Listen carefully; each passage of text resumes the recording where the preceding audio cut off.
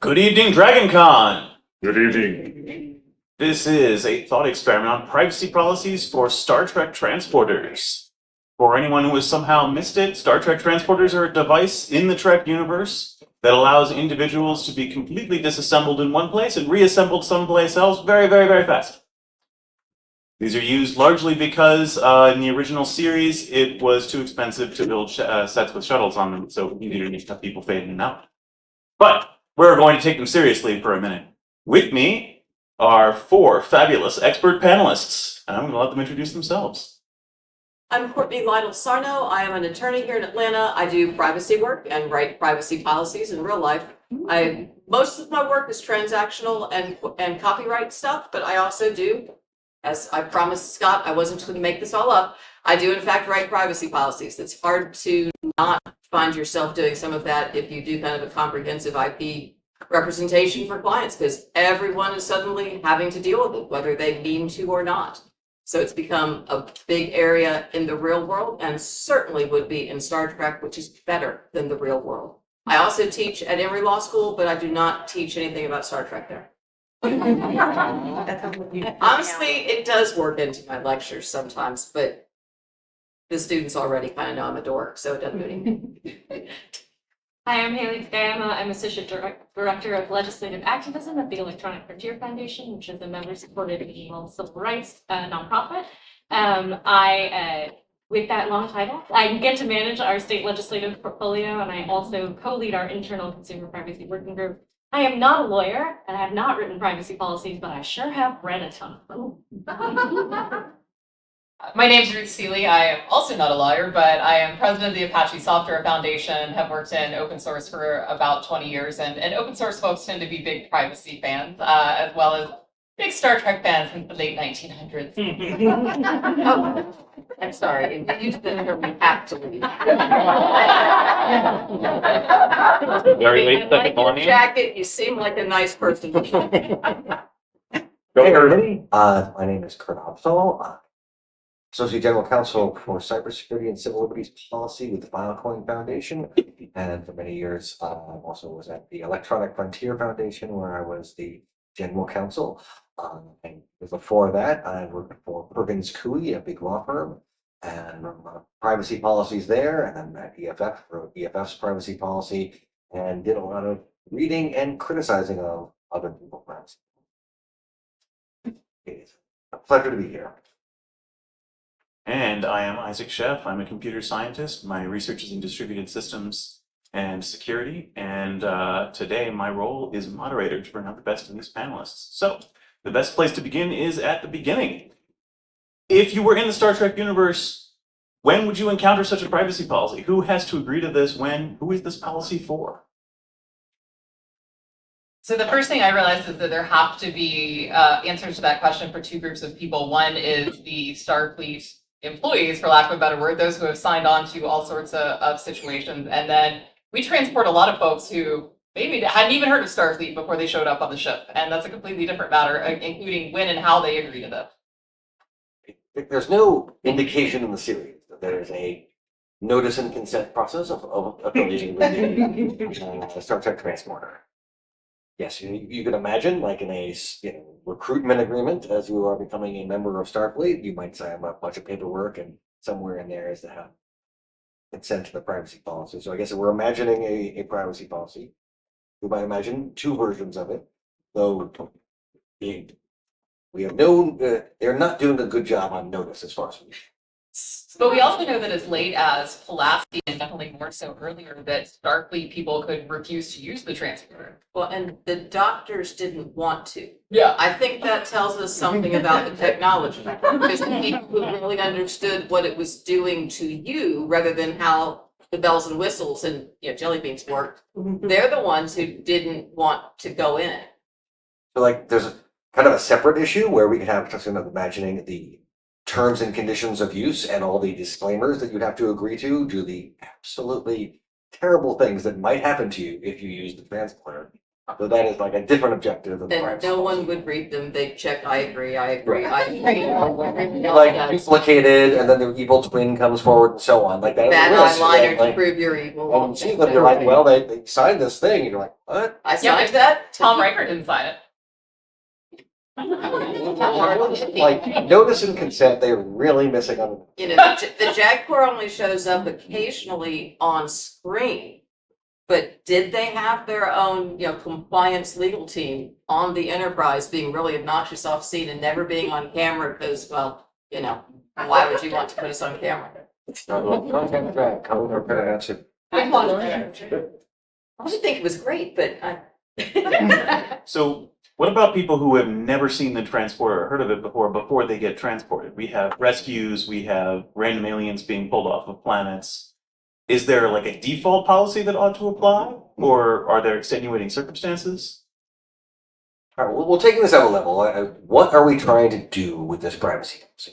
So part of that wait, depends, who do we represent? right? Are we representing Starfleet? If we represent Starfleet, our goal may be very different than if we represent someone rescued from a planet. 100%. Okay, you represent Starfleet, you represent everybody else. The users. Well, you're representing Starfleet. Ready? On the one hand, like the objective, so once upon a time, I was running privacy policy for companies, and what is their objective? To give you the impression they care about privacy and protect themselves from all liability. Yeah. And so, therefore, like the first line, you'll see a lot of privacy policies. We care about your privacy policy.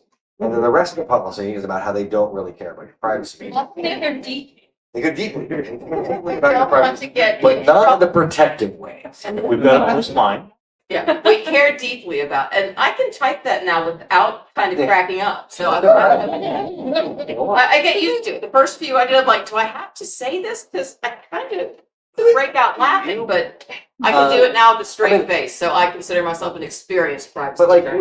we have a notion that Starfleet, and it is an extremely sort of progressive organization. It is a post-scarcity society. Like one of the main issues that to privacy policy and tensions around it is that people are going to take your data, sell it to the highest bidder, and in a post-scarcity economy, perhaps there's not, we've moved beyond money. Maybe we move beyond data mining to sell you things. Unless there's some gold plus limit play, and there's certain elements of the universe might be integrated. Well, that opens a pretty immediate question, which is what data? What is the data we're looking to protect in the transporter? I think you've Wait, I got a list. Not the character. You've got multiple levels of it there, which would apply to everyone. But I mean, you have just the basic coming and going, which as on the civilian side may matter. Do I want Starfleet to track where I'm going and what I've done and everyone I've spoken to? Are they allowed to? Now, if I'm in Starfleet, of course they can. I'll have no expectation of privacy. But if I'm the side that you assigned me so quickly, I'm worried about, even just the basic, did I get on a transporter? Was I on the Enterprise? Might be private to me, but we've also got protected health information because we know that if I can restore Pulaski to her previous settings But we did that with DNA from her hair. but we tried We to did use the use transporter. We records. did use That is a the private But we issue, would be a could've. different one. But we could have. That was their But first thought. there was the episode in which 7 of 9 Mhm. was diagnosed for a mental condition, and then they fixed that, Transporter too. and that was done after she had perhaps gone crazy. That's what they're saying, that she was, in a bad way, but not with any additional consent, and then reviewed the material, determined the problem, and then used it to subdue her. And they clearly were looking for the transporter records for Pulaski. They didn't have them because she didn't want to go on a bloody thing, which again tells me something. Well, and ostensibly that data is only stored for 90 seconds anyway, and they were playing real fast. Or with is it? How the science, yeah. And what exactly is saved? How long are you storing the data, sir? Yeah, how long are you storing it? But you've got Revenue basic- Starfleet, it would be providing notice, but it would be notice like, we store your data for an indefinite period of time, as we For your determine own good, the because best we interest care. of the population, right? It's a trust us. Like a flavor of privacy policy is the trust us privacy policy. Where like, we reserve the right to do whatever the hell we want, but And we we're gonna will. be cool, trust us. And I think that's kind of the way that Starfleet rolls. Yeah, but normally we treat basic data, basic, individual data, your name, your email, the personally identifying data separately from private health information. And I think we've got both of those here. And I don't know what HIPAA will have turned into by the Starfleet era, but I don't think there'll be less of it unless we actually do have a nice, government cleansing world, But like, eugenics world. if we We're a little assume late that, for the like, eugenics wars, but they could still happen.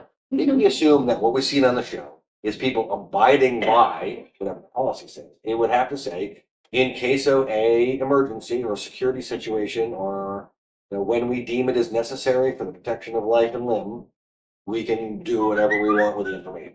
That is what we see on the show, is when there's ship on the line, when there are people on the line, they will Whatever they gotta do. what they need to do, and that includes looking at data, retaining data for a period of time, and getting really up in people's personal lives.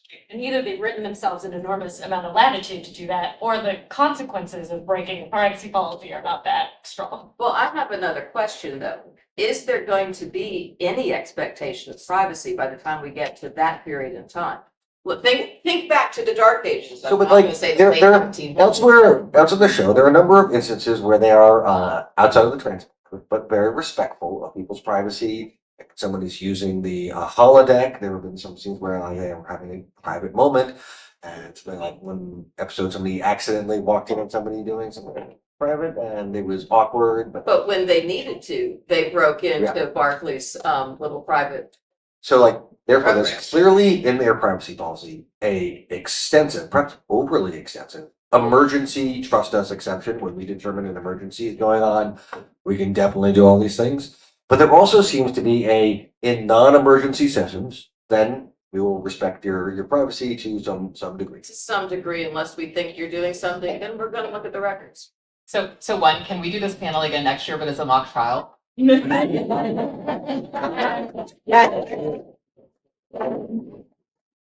Star Trek FTC coming in for presentations of But privacy. I do want to hear a list of what you Oh, think is stored. Okay, so here's the list I came up with of what information needs to be stored. We've got your complete molecular pattern mapping, that's the baseline.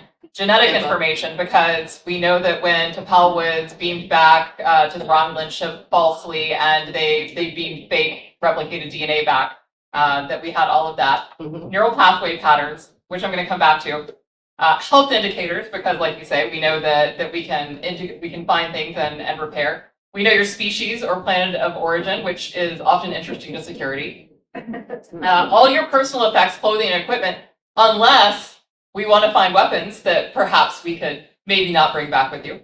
Except that sometimes only, Loxana Troy will notice that your garments are made out of explosives because the transporter somehow missed it. Right. Well, the biofilters also came along in like the 22nd century, but also didn't get perfected. Like, we gotta add stuff to the biofilters once in a while. Well, their clothes are explosive. They're assassins. What?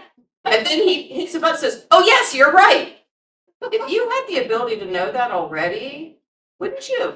Right, Sucky right, they don't have check automated that systems. before where you it's went manually down have to and check. just stomp But like, kind of- in some sense, that is a privacy protective thing, that they are not scanning everybody for explosives. And I say never to that. But the next bullet on my list Or is all are they? personal effects, clothing, and equipment.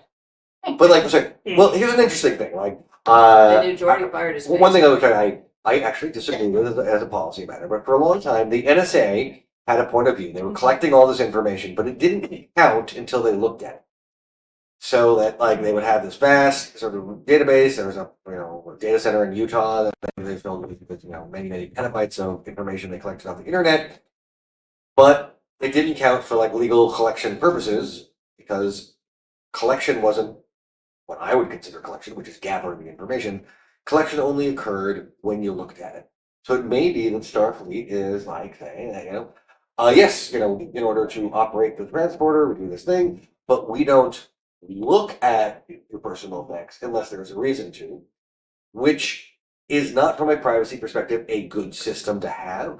Because there's never been a data breach anywhere. Not even in Starfleet. So one of the most nefarious things that I came up with thinking about how this would work, and I don't remember it happening, and once it occurred to me, I couldn't believe it, so maybe somebody's going to tell me I forgot where it happened, but that We take the data from the pattern buffer and rebuild your neural network in the holodeck, and then we can find out whatever you know. Right. Question. Sure. Question. You got a security problem, I have a solution. Yeah. And like, oh, it's not torture because it's just a hologram. And then we can maybe get caught.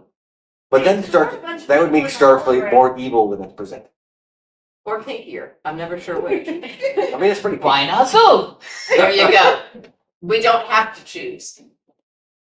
So we've got this big list of information that we're storing, but we also mentioned a few things that we apparently have granted Starfleet or the operators of the holodeck permission to do with this information. There's some kind of algorithm looking through it, looking for weapons, looking for biofiltered bubble things. So what are the list of permissions that you're agreeing to when you step into this holodeck? I mean, it would seem like I would say, like I guess as representing, when you sign up for Starfleet, you are signing up for a military service, and in the military service, privacy is very little. I mean, not even an expectation of privacy issue is a separate issue for military. It's just like that's what it is. If you're military, you have very little, if any, expectation. You have no, you can look at your stuff as needed for the military service at any time, and that's probably what they asked everyone to agree to. Separate issue because they are transporting civilians all the time as well. And diplomatic people, which is a whole new situation. Right. What about diplomatic immunity? If you have immunity, does it count when you sign a consent form? Does intergalactic diplomatic immunity even exist? Well, and also like if you're a diplomat, you're crossing the border into the U.S. You can bring a package that the Customs and Border Patrol cannot look at. Like it's a yellow pouch. It's like a Oh, it's anything they say it is. I thought it was just a literal pouch, but my parents worked in that field for some time, and I was trying to figure out a way to get my dog to Hawaii if I took a job there.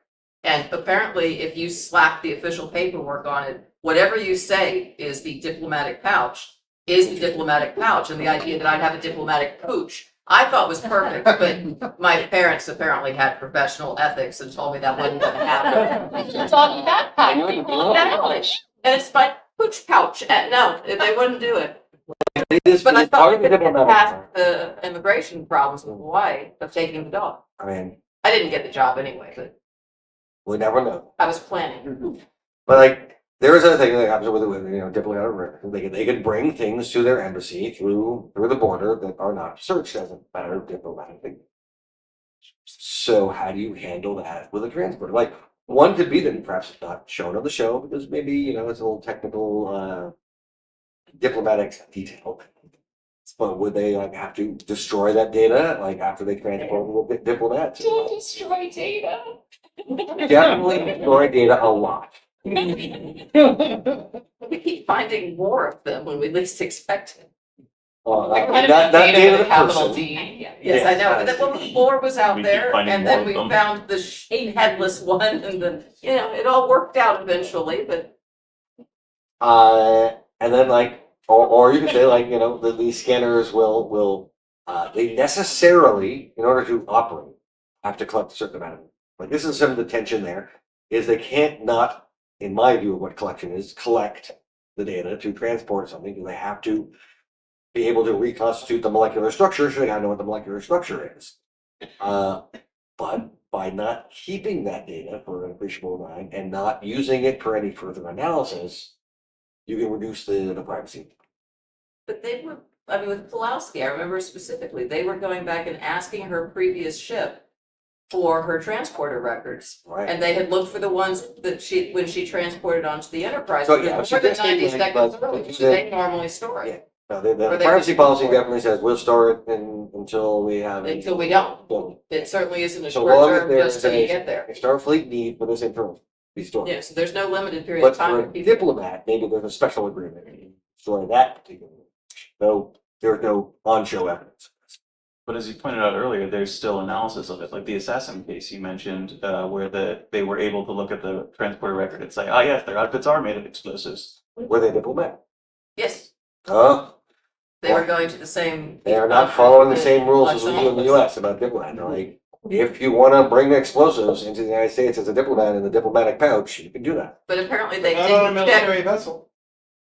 So that's interesting. Not on a military vessel. Well, I mean, I don't know, like, if that's actually the rule, if there's any exceptions for military vessels, but generally, yes, when they come to the United States, as a diplomat, it is on, commercial flights, often on their country's, commercial flights. So there are civilian transporters, like you can take a transporter from San Francisco to a restaurant in New Orleans or Marseille, as the case may be. Do we expect that these have different policies than the ones on Starfleet vessels? Well, then you don't have the, so like in that case, to the extent that we're imagining that they have laws, similar to the US. The whole thing of like, well, you signed up for Starfleet, so you don't have any privacy, does not apply anymore. So Who operates those? Are they run by central government? Are they for profit? Who runs those? That's gonna Well, matter. they can't be for profit. They say that, but yet sometimes they Yeah, have there's- money to buy things in the market. But so you're thinking of when like Kim and Cisco would go home? Yeah. Good. But they were using the Starfleet Academy transporters. So Okay, those so are that still would make sense. Starfleet owned. Yeah. Okay. That would still be Starfleet.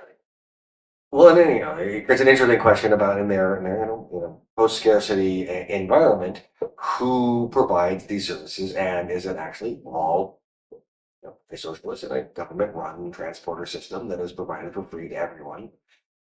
But then, do they have a Fourth Amendment? Do they have a?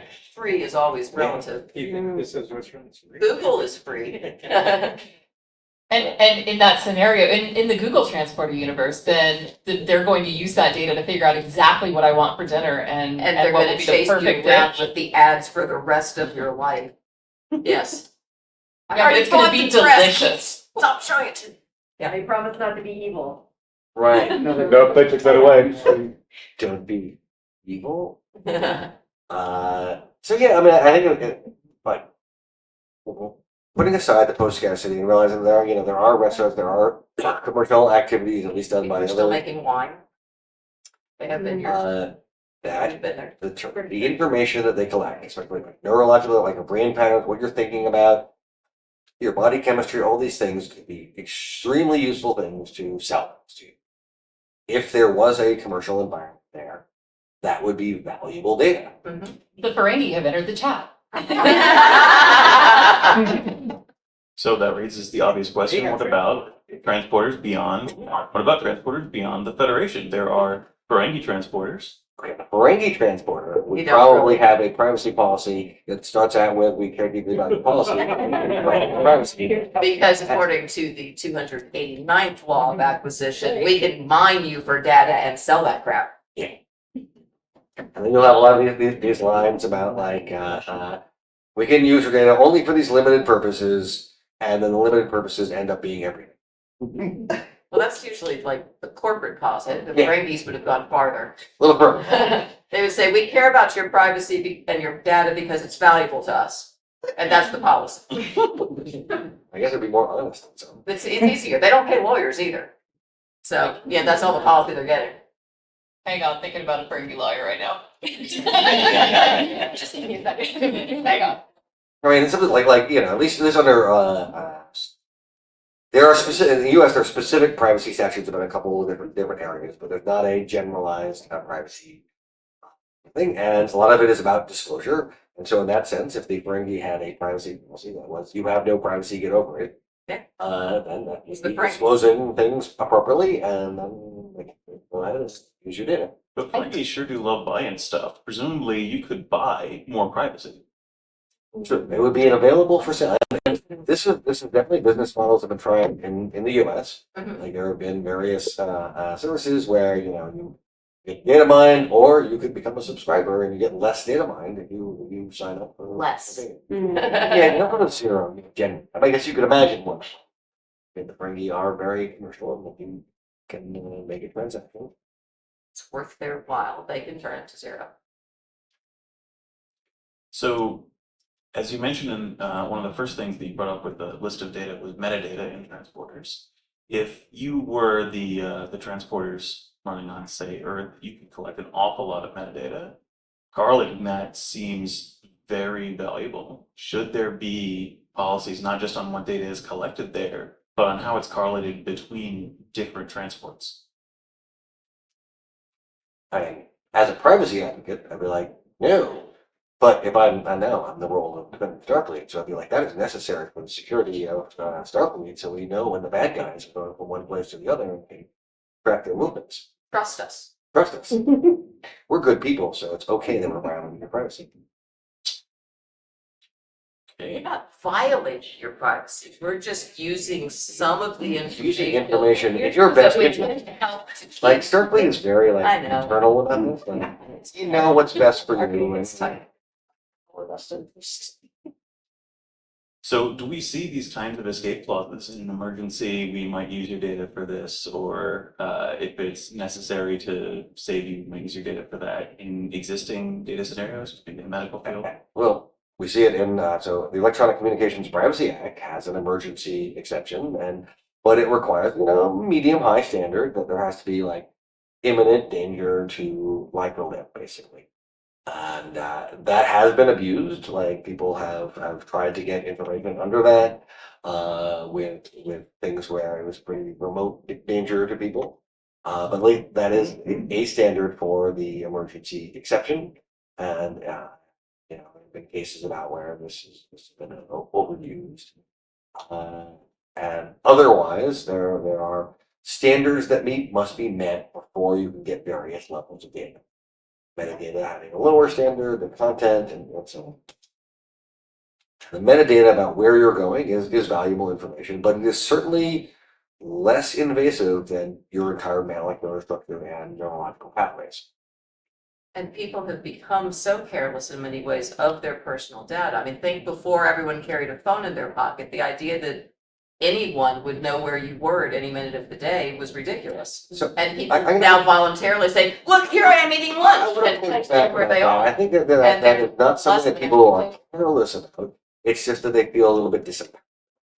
Like there was an instance a while back when Apple and Facebook were having a little tiff, and Apple said, "Okay, we're gonna have on iPhones when sending a message, people say yes or no. Do you want Facebook to be able to track you while you're using your iPhones?" And everyone was like, "No, no, no." Like 90+% of people said no because they could with one button click for privacy, and they believed enough in Apple to do that for them.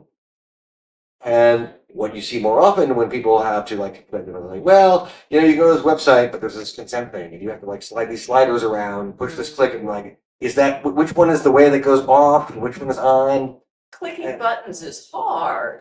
Well, I mean, it is hard. people That is do- the they do. point, I mean, right? that's They're exactly the trying difference to between dark opt-out, pattern, opt-in. right? It's trying to make it so that it is a consent system, but making it so that consent is a difficult thing. But if people don't care enough about it to bother to click no, don't track my Well, data. but they But they also do care about often, it. Like it's, I mean, I'm saying like people are basically making it unfairly hard, and then that's that is not they're not making an easy choice, yes or no. Like if you go to some European sites, there's often a reject all like button that is prominently available. Yeah. I've been to some US sites where they're like, do you want to turn off these cookies? And I'm like, yes, I do. And then it has this like literally this little circle that goes around and like it's clicking around and says, this will take several minutes to do, and there's a big like cancel button. Really? Yeah. Hope they don't have anyone from Europe look at their website. Oh, they should geo-block Europe if they're playing They this game. better. But like that is they're trying to raise the level that people have to care. And if we want to protect privacy around in our current environment, it has to be a real choice. And making it a choice where it's clicking a button, even if it's clicking one button, like that's at least making it harder for you. There was a system called Do Not Track, which was a flag that you could set on your browser, and if somebody read that flag, they could click that button for you. And all these companies were like, no, we're not going to honor that. That we want people to have to do this work because we know that many of them won't bother to do it. Right, because they're not interested enough in protecting But, like, privacy to take that step. You're making it like it's their fault, and I disagree.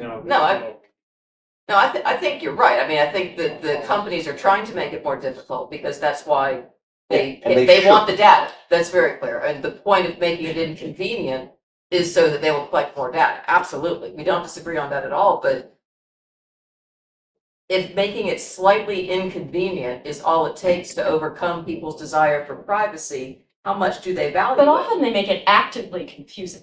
I mean, That's true. like in California, this is like real world, sorry. But like, you know, they have to say like, do not sell my data, not sell my information, or you have to put that banner. And it's like, sometimes you get a toggle and it says, do not sell my information, and it's off. And I'm like, does that mean am I not telling you to sell my information? But like, which is the I know right that toggle? you know that I know Right. that you know. And it's like, So I'm drinking out of this glass. right. I'm like, are we single negative or double negative or quadruple negative? I don't know. So and they definitely do it on purpose. There's no question. So let's elevate this to back to transporters for a second. If I'm imagining two different transporter user interfaces, two different agreements to whatever the policy is, one for Starfleet, where I'm assuming that Starfleet is well-meaning and actually does want to have some amount of privacy policy, at least for civilians or possibly diplomats. And let's say one for the Ferengi, who really do just want to take in Starfleet. What do we expect these interfaces to look like? I'm actually going to be a little bit afraid of clicking the do not track me button if I'm about to step onto the transporter pad. I kind of want to track me. My tracking. And that's one of the things, like, you know, there are some relative things about privacy. Like, when you give your address to a company that has to ship you a thing, Yeah, that want is, it to have. you want them to have it. When you're, like, trying to read something online and then they want your physical address, like, why do you need that? And a Like, physical description and your age. Yeah, I can just not share that and tag. like, but like also purpose limitations, right? If we are imagining Starfleet is trying to be a good like corporate or government citizen, as it were, the information should be limited for the purpose for which it was collected. Ideally, you ask for additional consent if it's used for secondary purpose.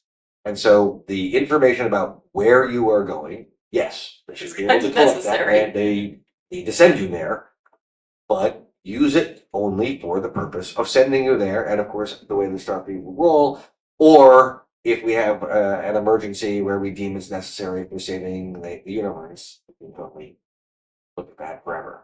Or maybe we've just invented the transporter equivalent of the old Google I'm feeling lucky button. Let's see where it ends up. So I had a vision somewhere in that. Face. You know, I don't think somewhere in the final frontier, you shall land. Good Many of luck. your molecules will be in the same quadrant, but not all of them. Sorry, we lost your arm. There's a lot of the rest of you that is there. Feeling lucky at a molecular level.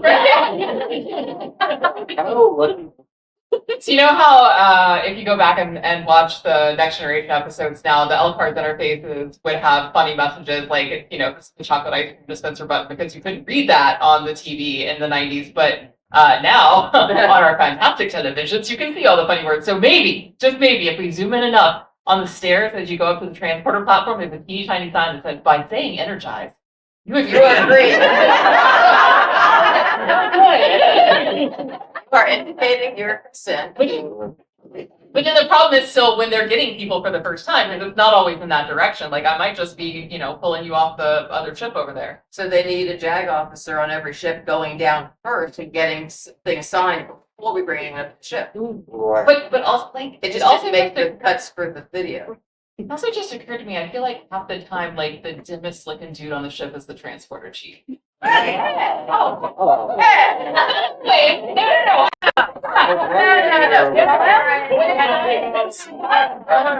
But it's not always like primary bridge crew, it's often nameless guy who's standing there like, What? I forgot coffee, hang on. Like I think you waved the wrong time. But like they have a human move. One of them left, then the rest of her fleet themed in. Yeah. It's like, was there number one? No. Yeah, we're having a big fight. And a few minutes later, the security or the transport officer goes, oh, right, I'll help. see? But you want a JAG officer on board every time. Well, maybe that's why you need them. Maybe. Yeah, more lawyers obviously need. More lawyers make everything better. Always. So we We are. need more lawyers. Write that down. So we are storing data for some amount of time, be it just until the person is rematerialized, or for 90 seconds, or until Scotty can be rematerialized hundreds of years later, or until Starfleet thinks there's an emergency. And to be fair, Scotty was intentionally saved in the buffer. He It made that wasn't choice. just his data that was, or his data that was brought back. It wasn't just his pattern. He intentionally with a 50% success rate, stored himself and his friend at the bottom. So in general, as a matter of our policy, where should we say it's going to be stored, backed up, and who's allowed to have access to it? Who makes this claim if it's an emergency or I need to see your medical records? Right, so like, I guess as the representative of Starfleet, it would be a pursuant to the line of command, so certainly the captain and senior bridge crew would have access as they deem necessary to deal with appropriate emergencies. And occasionally Wesley Crusher. Because he's a precocious kid, but I think he was hopeless. So clearly sometimes he might need to. Fair enough. Like, there's been a lot of privacy policies, and they'll be as, in our discretion, like, they'll be like, and sometimes if they're feeling somewhat generous, they'll be like, in our good faith discretion, which is actually, is a limitation. They can't do as much evil, they don't be evil sense if they have the words good faith in there, so like, you see that personally, great. Good evil.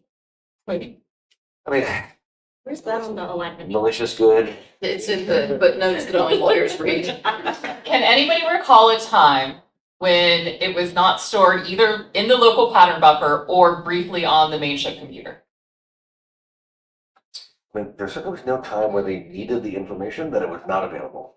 If they could transmit Dr. Pulaski's transporter records from a previous ship to the Enterprise, does this imply that there can be backups of at least some of this Yeah. information? Well, that's what I think. There must be, because I think we know sometimes that like if people are stored in the TF9, right? Like it takes an enormous amount of memory, right? So there has to be somewhere that it's archived.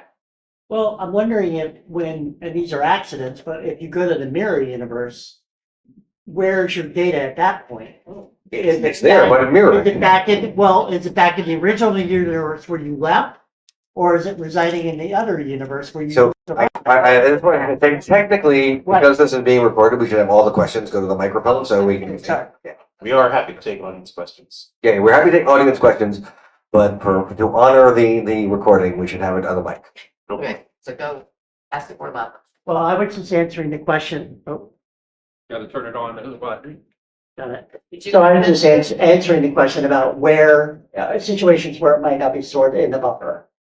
And I was wondering if transitioning to an alternate universe, again accidentally, would fit that qualification. It's stored in the I cloud. know, I'm like, The ions. Mirror universe cloud? Like, is that what just happened? Do we need to add to our policy about mirror universes? I mean, I Or think does that, Starfleet deny they exist still? I feel like, there might be like, You have a classification level before you're allowed to read the mirror. like in image. many contracts, they have a thing, acts of God, like as Okay. right? Yeah. And while they may not, it's not particularly religious universe there, but acts of Q would be probably Yeah. in the terms of service, where you're like, here are the various liability that you are agreeing to, or sorry, you are releasing them from liability for actions that would happen. One of them has got to be acts of Q. Yeah, and I think that we changed some of the language we routinely use in our force majeure clauses after COVID. We've updated them a little bit. Every time something goes bad, lawyers go, oh, look at all those suffering people. We should change a few of these words. But so I think So by we the would have 22nd by now added, Integrity, like, Yeah. yeah, we'd have mirror universe and Q in our force majeure clause. Sorry, Yeah, for I think you're right. us non-lawyers, force majeure. Force, act of God. Thank you. So you asked earlier about a situation where the patterns are stored not in the main buffer or the main computer. Yeah. So the only other computer big enough to hold enough data to save half the bridge crew and my man Bashir was Quark's holosuites, which somehow integrated them into the holo programs, which gets even messier. I think holodeck privacy policy is an entirely different way. Right. This does I feed think into your Ford does earlier have something you sign. His advantage. I was just gonna say, this does feed into your earlier fear about replicating mental patterns into the holodeck Right. and then doing terrible things to holograms. Or, We've seen. whining and dining them until they talk. I mean, there's a lot of ways of doing it. But like, so storing people temporarily in the, in the holodeck or somewhere else. This also raises some of the things that I come up in sci-fi, which are not, maybe this is going a little field for the privacy policy, but if you can store someone's pattern and replicate them again, then can you make duplicates? Can you like have backups in We case know someone you dies? can. And so, but like, sci-fi has suggested to us that like bad things result when you can do this.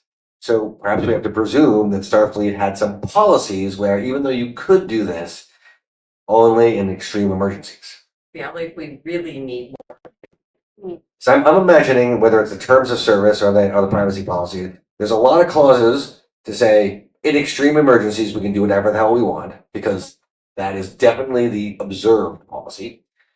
But they would have some sort of standard that had to be signed off by the captain or whoever is the current commanding officer of a given ship, and maybe in some cases they'd have to go to an admiral. We need to address things like involuntary servitude if the people are recreated on the holodeck and are doing things they would not have chosen to do.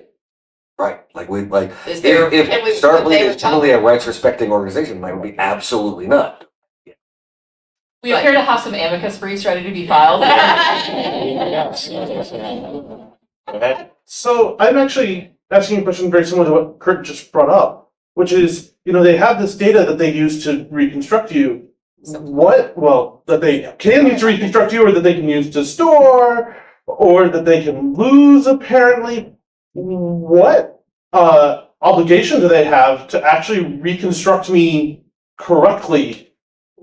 So under the terms of service, let's start with that. Absolutely not. You have accepted the liability of things going horribly, horribly wrong and agreed that you are taking full responsibility for your own actions. Yeah, liability waiver would be a separate it would be document, like most likely. pages and pages of law.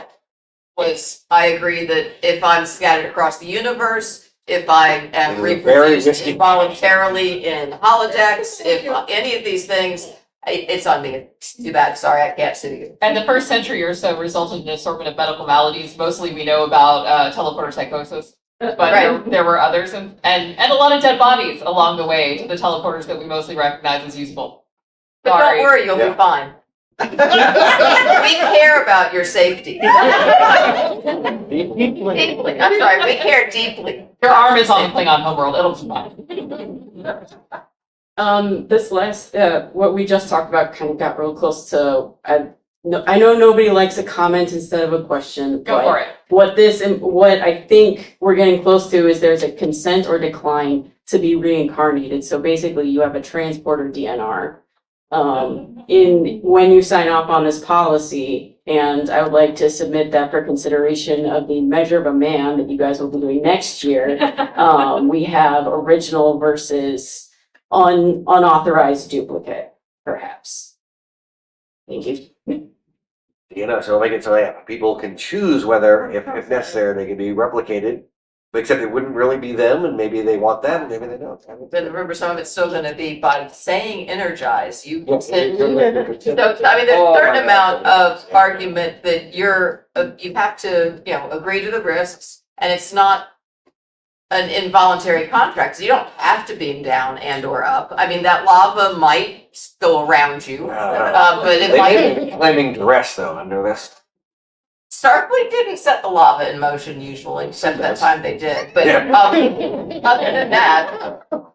So, you've already consented, you've already waived. Yeah. And I don't know to what extent the patterns that they store are that good, because sometimes people do go down to the surface and either die or Right. come up with weird diseases that make them turn an entire new episode into a clip show in the sick bay, and we can't for some reason just reset them to the last safe So, recorded. yeah, only if you are, So only bridge crew or sometimes. better, or is there a reasonable Well, chance that you Riker might was be? the one who kicked us into that clip show because he was suddenly sick from some disease on the planet, and yet we couldn't just reset him to the previous. Yeah. It's also a Last time common, he saved. it's a common fan theory / concept that you're not actually transporting, that it is not you, that it No, is it a kills you, and then constant there's series of another murdering clones. similar you. Yeah, that one's disturbing, but it wasn't the topic Scott wants to talk about. Well, but the comment was Yeah. about DNR, and theoretically, what you have is an R. Yeah. I would like a comment R. Otherwise, you're just disintegrating. There is where you get. And if you're a pirate. Okay, all right. So I volunteer for a nonprofit that was founded by people who were very concerned with protecting their own and really their own privacy and everyone else's. So we have a lot of restrictions that were built into how we store data about our volunteers and our users that are because we actually do very much care about your privacy. So my question then is, we've been mostly focusing on the way that organizations and companies and whatnot and militaries exploit the language of their policies to take as much data as they want and, do whatever they want with it. But how would you structure both? And I'm interested in this more in a real world sense, but in the Star Trek sense is fun too. How do you structure policy where it is actually necessary to handle all of this very important, very detailed personal information? What kinds of structures and safeguards can you build into how you do things if your goal really is to keep people's data as safe as possible? First, I want to share that what's amazing about you asking all of that, probably only from my perspective, is that the camera's little screen is a black privacy bar over your eye. So, well, I will give you one real world example of this. If you go to EFF.org/privacy, there's a privacy policy that I wrote for EFF that I think is a very protective privacy for the users of the EFF website as members and such. And we wrote that to be an example of how you can make a privacy policy that is not, we will use all of your information for whatever we want to do, and put in real restrictions. It is not a model that everybody has followed. And in fact, nonprofits often are very, very invasive of their members' privacy to not only like send them lots of commercial messages to donate more, but also to share the list with other nonprofits in similar areas. So that if you donate to one, you'll get mail from like 50 other similar nonprofits all day long. Presumably the EFF isn't collecting medical information though. And unless someone just sends it to us unasked, right, which could happen. But yes, it is not but like medical privacy, like many people are familiar with HIPAA. HIPAA is thought to be a privacy statute. It is a information sharing statute, and it has some privacy related provisions to it, none of which are about protecting your privacy vis-a-vis the government. And it does require some like security standards, which is why if you get like a message from your doctor, and you get a message saying there is a message, and you can log into some website to look at it, which honestly I think is not always a very good trade-off, and using secure communication methods instead of having to do that would be better. It makes the message very private so that neither you nor the doctor can actually find it or see it. But remember, the P in HIPAA is portability. No. Yeah, it is a portability act. Portability means to make it easier for it to be going from one institution to another, aka sharing. But yes, anyway, indeed, the EFF privacy policy is dealing, of course, with the kinds of information that the EFF will be collecting, but I would still put it out to you as an example of how it can be done. We do it, just as a plug, we do have a blog post called Online Privacy for Nonprofits, a Guide to Better Practices, if you ever want to look that up. I absolutely will. Thank you. Oh, good, a Starfleet medical professional. So, I don't know if y'all haven't talked about it yet, but we're going to talk about it. So if you have a Tuvix individual, so do they, like, first off, like, we already know Starfleet just considers them, burnable at this point. But if they're already an individual person and, Starfleet ever recognized that, would they have to, like, re-agree to all these things? Like, do they have to even rejoin Starfleet? Like, are they considered does this all reset? We let Tom Riker just automatically be back in Starfleet the way he was. But Tuvix may be, was Neelix in Starfleet or was he? No. No. No. So half of that He's contracted. individual is already in Starfleet. So one half consented and the other must have consented to something to be on the ship, but not as a Starfleet member. He consented to be able to wander about. Randomly and Thank you for the It's- transport. That is what he agreed to.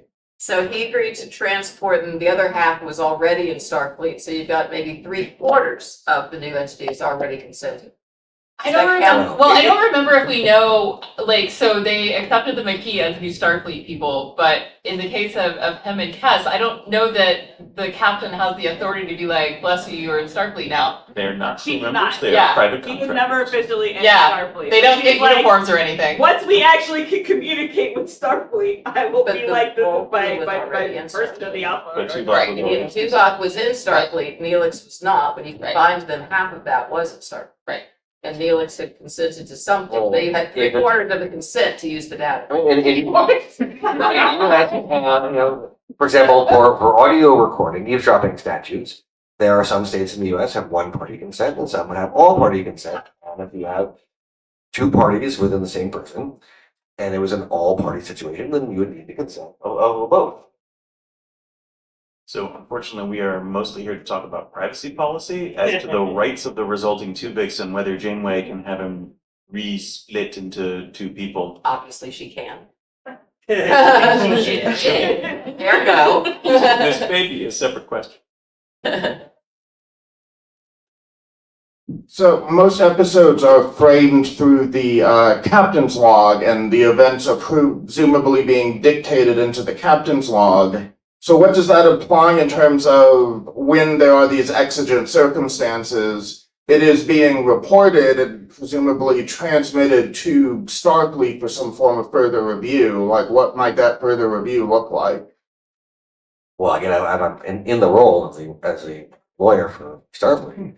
Absolutely, the captain's log is something that by joining Starfleet, you are consenting that by entering a Starfleet ship, that log is something that you should know exists, and there might be some notice issues. We've talked about those before, but yeah, the captain's log would be absolutely transmitted to above to be acted upon in the best interest of the universe by the powers that be. And whoever needed to check it later in this episode when they were trying to figure out what happened and why someone vanished. Or computer. Where is Commander Riker? Oh, Commander Riker. Wait, what? Yeah, Commander Riker's in these person's quarters. Really? Yeah, who can ask that? Apparently anyone that the scriptwriters want to. So if we go back security to is an people's issue we haven't logs- hit yet, but it does seem that the computer does answer questions from anybody who asks Asks. without any authentication protocol, including from like people who are not part of Starfleet. Yeah. What, Where where's people are. where's Commander Riker? What is he doing? Who's there with him? Apparently the computer will tell you. And this seems to be And they will tell you that core security practice on their part. But all of the Starfleet people presumptively consented to that. Right. I mean, it's like But using like- your company email. If you're writing private stuff in your company email, you're an idiot. And if you're writing private stuff in your private log in Starfleet, you know someone's going to read it if anything interesting happens. So But I would say, like, even if that's true, like, if you were making a good security policy for this, you would recognize that from time to time, people would nevertheless write some, things that they shouldn't write in places. And you don't want third parties to be able to just walk up to a computer and ask about it and get the information. and yet they seem to be able to. Although some of the Klingon stuff is secret. It also never really occurred to me before. So we know that periodically in captain's logs, we just gloss over stuff that we don't need Starfleet to know about. Like, we're pretty far away, it's cool, just don't. And everything was fine. But the ship knows everything. Like, Starfleet doesn't need to read your captain's log. They can ask the computer. The ship knows everything. Yeah, but sometimes it's still useful to have a human written summary. But, I don't trust you, Captain. but if you're in Starfleet, you consented to all of this. Did the diplomats consent to the computer tracking where they are? Fortunately, we're out of That's- time. so We might need we can get to advice the from a next military question. ship guy over here. I would think that, like, at least on a U.S. military ship, that, like, you being tracked all the time is at least implicitly. By virtue of being willing to be on a military ship, I have resigned all of my security expectations the same way all of the members of the military have. Yeah, I don't think. That may be the case. Military ship guys, you know, Well, they seldom pick up like Retain people some, from but not Andorian. all. Do you ever pick up Andorians, or can you not tell us about it? No, but we can pick up people on our airplanes from other countries. They relinquish certain rights they would have on a commercial flight. Do you take JAG folks with you to make them sign things before you extract them? Well, also here in the early But they 2000s, plan. we don't have the technology to be like, Yeah. military ship, is Courtney in the potty right now? Like. Well, they may, but they can't Right. tell us. No, I mean, the difference with the captain's log is that they may transmit the captain's log, but if someone from Starfleet wanted to check the computer, they might have to wait until the ship was nearby and they could ask the computer. Yeah, So you could at sometimes least distance matters. delay, like if you were in the Delta Quadrant, it might be a while before they check the computer and find out what is going on. What happens in the Delta Quadrant? Days. It's like Vegas that way. Right, that was actually the premise of the show. If there were to be an update to the privacy policy while you were mid-transport, what would the ramifications of that be? When you travel when you start and finish under the policy? Obviously, we would say that you agree to the privacy policy as it may be modified from time to time. Alternatives are unavailable for the next 8 hours for an important update, no matter how important it is that you get to the planet right now. I would also say, like, we've been answering a lot of these questions on applying like US type law. If we were under the GDPR, things get a lot more complicated. Like, what if you exercise your right to erasure? Could you, what if that happened and getting your consent to various changes on things, like it would be a problem if they changed it so the European system, mostly about commercial privacy, so military might be different.